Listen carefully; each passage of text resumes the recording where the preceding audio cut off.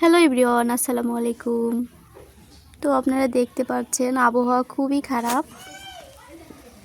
আমাদের কোনো জামা কাপড় এখন পর্যন্ত শুকায় নাই। এই 3 দিন এইভাবেই আছে সব। কি একটা অবস্থা, সূর্যি মামার কোনো দেখা নাই। ওই দেখেন আমার বাবু ওই দিক দিয়ে হেঁটে যাচ্ছে। তার মানে কি আর বলবো, তার হাঁটা লাগবেই এই শীতের মধ্যেও। আর দেখেন এইদিকে আমরা কত গাছ লাগিয়েছিলাম, টমেটো গাছ, সব গাছগুলাই কিন্তু শুকাই যাচ্ছে। আসলে কেন বুঝতে পারছি না, হয়তো বা আবহাওয়া খারাপ সেই জন্য আর কি। তো এই শীতের মধ্যে আমি বাবুর জন্য কি রান্না করব, আসলে রান্না করতেও মন চায় না। তো আর কি দেখেন আমি কিন্তু এখানে মাছ রান্না করছি বাবুর জন্য। আসলে ও তো ছোট মানুষ, ওর খাওয়াইতেই হবে।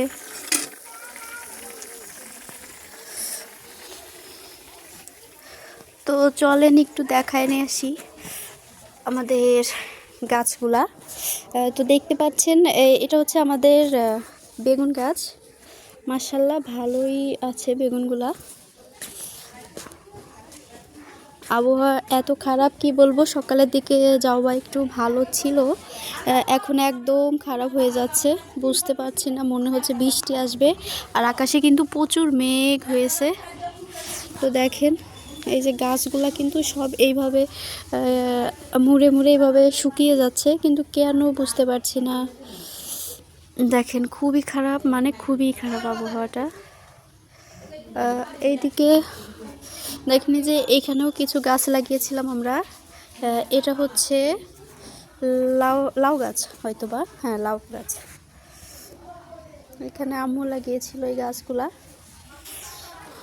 এটা আমাদের মেহেদি পাতা।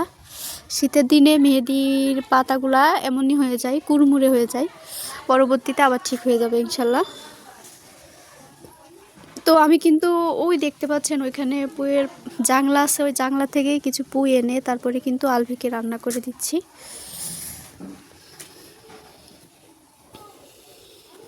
কি করব আসলে এই শীতের মধ্যে।